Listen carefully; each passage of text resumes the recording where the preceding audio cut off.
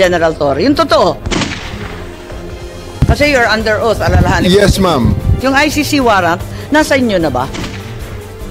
Hindi, Among make other up your laws. mind, General Torre. Warrantless arrest ba to o may warrant? Kasi ang liwanag naman ng Article 125 ng Revised Penal I do Code. believe that I have a warrant at this time.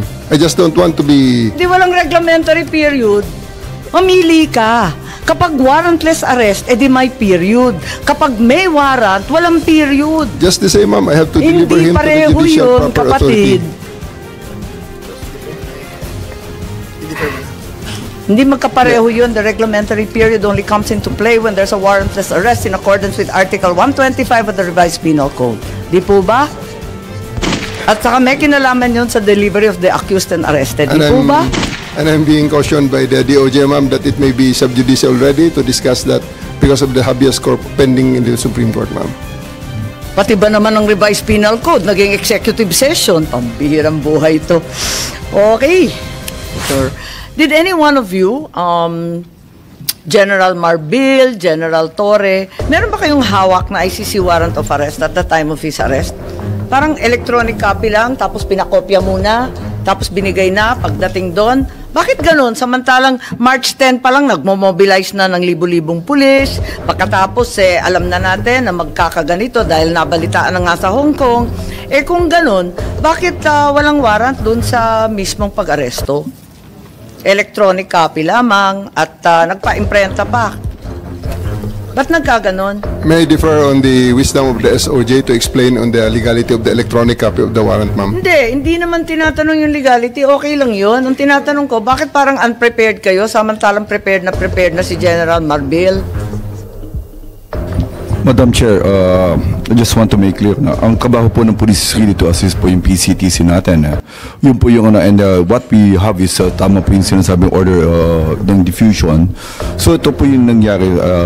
We rely po dun sa PCTC, dun sa lahat ng mga documents that they did nagagamitin po dun sa effect ng arrest. Ito po yung ginawa po ng again, uulitin ko. Dapat yung PCTC nagdala ng warrant. Ba't nga ba kayo walang warrant? It was stated papadala po through diplomatic channels Naka-state po yun So, dapat diplomatic channel. Nangyari ba yon? Kung diplomatic channel yung DFA, ano ba nangyari sa warrant na yan? Sa dinami-dami ng handa ninyo, sa libo-libong pulis at sundalo na kinalampag, wala bang nag-isip na kinakailangan dalhin yung warrant? Your Honor, if I may, wala po kaming information o wala kaming natanggap at all. Kayo naman sa PCTC, wala rin kayong natanggap? We requested for a copy of the warrant and we got it the next day. The next day being? The warrant that came from the Kaya nga, what the day system. na? The next day is 12. So, hindi rin ninyo na ipakita kay Presidente Duterte? Bale tama si General Torre na warrantless arresto. Pinakita po namin yung hard copy sa 250 pero sa lawyers po natin pinigay. Madam Chair, can I clarify? Kasi ang sinasabi din na redacted copy lang ang binigay, hindi rin kompleto, kaya hindi nila mabuo. At yun nga, nagkagulatan, bakit meron pa? Can I clarify that? Sir, it was a sealed warrant, correct? Hindi. Hindi po. Electronic yung nakuha po na... No. Ano ang pinadala ng ICC? Kasi parang sa ibang news report, sabi sealed. Pag sealed kasi, hindi dadaan ng DFA yon. So yun nga ang question. What was sealed, sir, was the warrant of arrest was sealed before March 11. Yes. Tapos kanino, sir, pinadala? Sino magbubukas noon pag sealed? When they demanded a copy of the warrant, we relied on our fail-safe mechanism. We have a fail-safe mechanism to make sure that the documents are secure in our possession. So it's the DOJ that produced the warrant. Hindi sa may bias ako sa DFA, but I've worked with these people. Kasi pag sealed, may option na hindi padaanin sa kanila. At kahit pinadaan sa kanila, I don't think they have the authority to open it. Diba? Yes, but we had to use our fail-safe because the PCTC could not produce the warrant, so we had to use our fail-safe. Yes. But once naman it's opened by the proper authority who's allowed to open it, diba, to unseal it, then syempre Philippine law na, ipapakita mo talaga dun sa na... Yes, we showed it to the president and to his lawyers. Teka, mapapaliwanag lang ako. Tell me candidly, at the time you apprehended PRRD, nung inaresto si former president, yung ICC warrant, nasa inyo na ba, General Torre? Yung totoo. Kasi you're under oath, alalahanin ko. Yes, ma'am. It is with us. It was already with you. Yes, ma'am. Electronic. Yes, ma'am. Electronic. Wala Yes, kayong official copy? Electronic O walang copy, ma'am, hard given copy? electronic copy given to me by Yusek Nikiti of the DOJ, ma'am. Sa DOJ. Sa inyo, kasi parang nagtuturoan kayo, sabi ninyo, na dapat yung PCTC ang nagbigay. Pero wala kayong binigay. Sabi ninyo, dapat DFA. Nalilito po ako. Hindi po. Hindi po nagtuturoan. We had the copy of the warrant, not electronic copy of...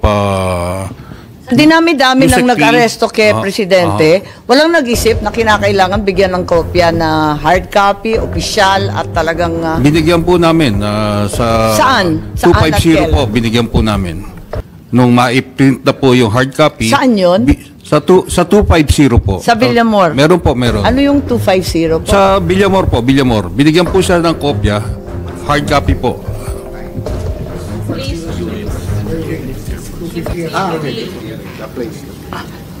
So, nandun. Anong oras? About shortly before 12 po. Around 12, around noon at that time po. Noon. Noon time? Naibigay ng noon time? Opo. Pero anong oras ba hiningi? Di ba napakaaga pa noon? Humihingi po sila from the tube. Starting from the tube, humihingi na po Anong sila. oras yun nung hiningi When sila? they arrive po, it's about 10 o'clock. 10 o'clock. Or at, So, 2 oras makalipas bago ninyo naibigay? Ma'am, just to be clear, Yes. General Torre, maybe you can explain the process of serving the electronic copy, which constitutes a legal form of serving the warrant. Yes, ma'am. After they disembarked, as I have learned from General Torre, they asked that it be postponed, that they be brought first to... Ano ba nangyari doon, General, pagkatapos doon?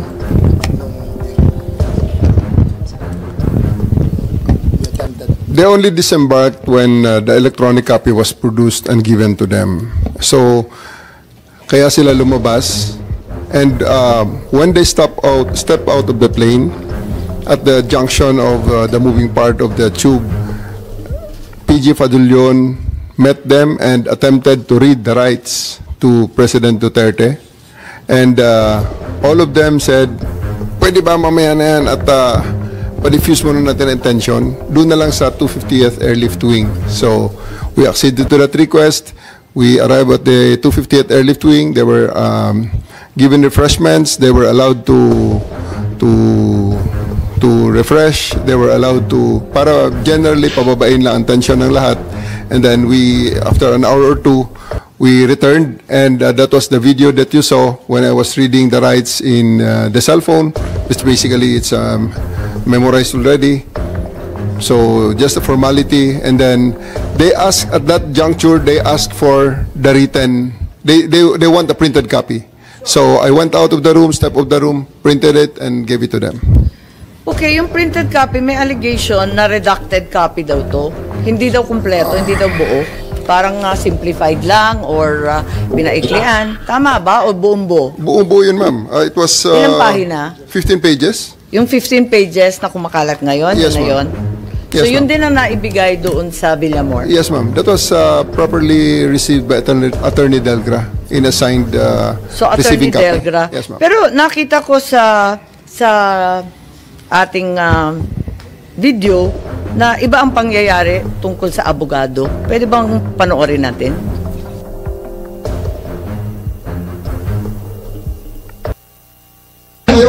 Kanina pa eh. Hindi naman lahat, ilan ang hinuli ngayong araw na ito, sir? Sa iba-ibang mga krimen. Ilan ang binigyan ng ganitong... Kasi nandito kayo lahat eh. Nag-iisang tao. Ilan ang binigyan ng ganitong... Nag-iisang tao, dami krimen sa labas. Presidential law kayo namin. Sir, hindi kami Sir, ma'am, humingi ng please, pabor. ma'am. Just invoke Article 59. Bakit hindi yan magawa-gawa? That's precisely the point that I'm saying. That's precisely the point. Please lang, bawal hawakan. Bawal hawakan. Bawal hawakan. Tumayo ka na lang. Bawal The right to hawakan. counsel is something that has to be observed and respected. Huwag kayong umawak. Huwag kayong nakikipakialam sa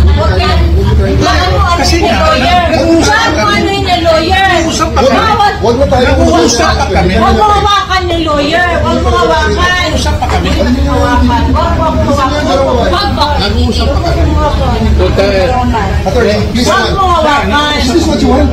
Is this what you want, Mr. President? Huwag mo hawakan. Time lang eh. Time. Kayo mga Huwag mo hawakan yung nanay ko! Ang ina mo! Kayo mga sundalo, tanungin ko kayo, anong kasalanan ko? Okay, dito sa video nakikita na si General Torre hinihila yung abogado. Standard procedure po ba ito ng Madam Chair? PNP? Bakit mo kinakaladkad yung abogado? Hindi ba karapatan ng isang akusado, arestado na magkaroon ng abogado? Bakit ayaw ninyong palapitin yung abogado? Gabi na ho yun, ma'am. That's already the time that I'm forcing everyone to board the plane. I'm already forcing the former president to board the plane, ma'am. Tapos na yung napakarami ng optics sa kanilang ginawa dyan, ma'am. And, Interesting use po of force. You were forcing them.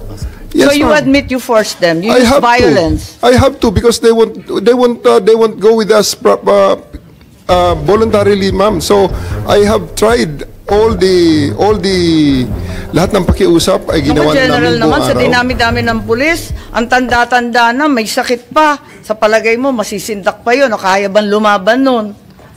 In fairness to the President, ma'am, after I handcuffed E.S. Mijaldea and told Attorney Delgado that he's the next one to be handcuffed and boarded on the bus, the former President actually acceded and said, sige na, alis na tayo. And you saw that on video. Kuya, It was nakita namin, roaming. di ba, hinihila mo yung upuan. Hindi ba dapat, talagang General Torre, kailangan makinig ka doon sa sinasabi ng abogado? Di ba karapatan nun? I have already arrested, I even arrested E.S. Mijaldea, ma'am, for obstruction of justice and placed handcuffs on him. That was already the last parts because masyado ng gabi, aabutin na kami ng umaga doon, ma'am. It's Ilang already oras na? unreasonable. 2 oras pa lang. Kalalanding lang ng Hong Kong ng alas 10, alas 12 hours. 12 pa lang to. 12 hours, ma'am. Kaya nga, anong oras to? Kasi Mga sabi 7 mo o'clock na- kanina, 10 o'clock Mga 8 o'clock yan, ma'am. Yung kay Delgra. O, anong oras na yun? Mga 8 o'clock yan, ma'am. Sa umaga na yan? Gabi. 7 o'clock, 8 o'clock ng gabi na yan, ma'am. 8 Si a.m. Delgra. Ay, 8 p.m. Yes, ma'am. Gano'ng katagal na yon? 10 hours, ma'am. 9 hours. Naka 9 to 10 hours na. So, sa palagay mo, si former president had sufficient chance to challenge na the validity of the arrest. So, sinasabi ninyo na 9 to 10 hours na yan. Kasi nakuha niya yung warrant nung alas 12 mahigit, hating gabi lampas, ano? Tapos, Tanghali, ma'am. Tanghali, ma'am. Niya nakuha ang okay, warrant. tapos, tumagal pa sila ng ilang oras. 11 hours. Ng 11 hours, sinasabi po ninyo. Yes, ma'am. They attempted to serve the warrant when they disembarked. They asked that it be deferred until they reached 250. Upon reaching 250, they asked for some refreshments and they cooled down. Upon being more calm and after conferring with their lawyers, the warrant of arrest was served in toto, in full, and their rights were read. So sa tingin ninyo, itong 9 to 10 hours sapat na para sa isang pangkaraniwan tao na makakuha ng sariling abogado, tapos i-check yung kanyang warrant, pagkatapos mag-draft, mag-file ng maayos na petisyon ng habeas corpus. Ganun ba yun? Ma'am, you must, I think the record showed that there were 3 lawyers with him in conference with him during the entire time. Attorney Delgra. Paano makakapag-file yun? Gabing-gabi na, hindi naman court hours. They had filed a case of a TRO with the Supreme Court. They tried their legal remedy. It was duly recorded and there was no TRO given by the court, ma'am. So, ma'am, just to be clear, they had their chance to seek legal remedy as shown by the actions of their lawyers by approaching the Supreme Court. So there was no due process denied, ma'am. Siguro sasabihin ko at tatanungin ko kay Attorney Medina, ang ating constitutionalist po rito. Masasabi ba natin na nabigyan si PRRD ng sapat na pagkakataon para alamin itong validity ng kanyang, yung katotohanan ng kanyang pag-aaresto. Ilang oras ba yung sinasabi natin na sufficient time, yung sapat na panahon? Thank you, Madam Chair. Just to clarify, I will just be consistent with the opinion that I posted, that there was no reasonable opportunity. That is not to denigrate or cast aspersion on the character or competence of our officials. And also, I have very limited facts when I wrote the opinion. But just to, as a comparison, if you filed an extrajudicial proceeding, if you will file a petition, the court will order the arrest. The subject of the arrest will have the opportunity to answer, and then the court will have the opportunity also present evidence. The court will have the opportunity to weigh the evidence, and then issue the ruling. For example, in the case of Mark Jimenez, he had more or less over a year to dispute his extradition. So if that would be the standard, that might be considered reasonable opportunity to be heard. So yung sinasabi nila na naka-10 oras na nag-iintay, talagang panay pa rin ang tutol, hindi sapat na panahon yun. Kasi magpipila ka pa ng kaso, magdadraft ka pa ng petition, dadalhin mo pa. Hindi po ba? So hindi pa rin sapat kahit sabihin natin matagal sila nandun sa airport? I will just be consistent with what I wrote, Your Honor. My initial view was yes, 6 hours, office hours, or less, 5 hours, to seek relief from the courts may not be characterized as reasonable opportunity to be heard. Of course, that is disputable. That's just my personal opinion with limited facts. I'm sure the officers concerned have good reasons, and that can easily be disputed in court. Thank you. Yes, para sa amin medyo mabigat nga yung 4-5 oras na bukas ang korte, no? Kasi hindi naman pwede yung hating gabi at hindi naman bukas pa. Talagang alam natin itong mga extradition at kung ano-ano pa, talagang taon-taon yan tumatagal. Hindi oras-oras, kahit naiinip na tayo. Kahit sinasabi ni General Torre, nakakapikon na yung optics nila. Kung ano-ano nang ginagawa, kinakailangan pa rin binibigyan natin ng pagkakataon. Anong ginawa nila na obstruction of justice? I think General Torre would be the best one to explain that, ma'am. General? Sir. Sabi niyo nag-obstruction of justice, kaya aarestuhin na rin ninyo si Attorney Medialdea. Ano po yung ginawa ni Attorney Medialdea na obstruction of justice? We're about to load an arrested person into a plane to transport him to the tribunal who issued the warrant, and Attorney Medialdea is preventing us from doing that. He shouted at us and intimidated us, including the President intimidating me. Alam ko malaking tao si Attorney Medialdea, pero hinarang ba kayo, tinulak ba kayo? Wala namang ginawa eh. Hindi naman nadadaan sa salita yung obstruction eh. He did, ma'am. So I do believe that under that circumstances, I have to arrest him to reasonable force. And I do believe that I used the reasonable force to ensure compliance, for him to step aside, for us to load the former president to the plane. So yun lang yung obstruction dahil nagsisigawan yung mag-asawa? He is preventing us from doing our job of loading the former president to the plane. Hinarang ba kayo? Yes, ma'am. Anong ginawa? Hindi Nakikita namin naman sa makita video eh. Ang nakita ko lang, pinipilit niyo iposas, hindi magkasya yung posas. Yes, that's one thing, ma'am. He's blocking my way. He is preventing us. He actually placed another chair at the side of the president for the former president to sit, which is already very much delaying everything because the plane is already ready to fly. Ba't kayo masyadong nagmamadali? We are going... Una-una, ma'am, ang reglementary period, mamalasin naman kami pag hindi namin ginawa ang trabaho namin. Bakit? Anong reglementary period? Anong period yun? The Article Dahil 125... sinabi na nga ni Executive Director sa ating PCTC Na diffusion lang naman yun eh. Wala ngang commitment pinag-uusapan dun eh. Wala ngang red notice, pambira eh. There is a warrant. Tagal-tagal na ni Arnie Tevez eh. Wala pa rin, di ba? This Ba't is kayo a- nagmamadali? Ano yung reglementary period mo? May I refer you to the SOJ, ma'am, if the SOJ wants to answer that. Hindi ba pwede kayo na muna? Mauna lang kayo, tapos sa si SOJ. Pwede? Okay, ma'am. Okay.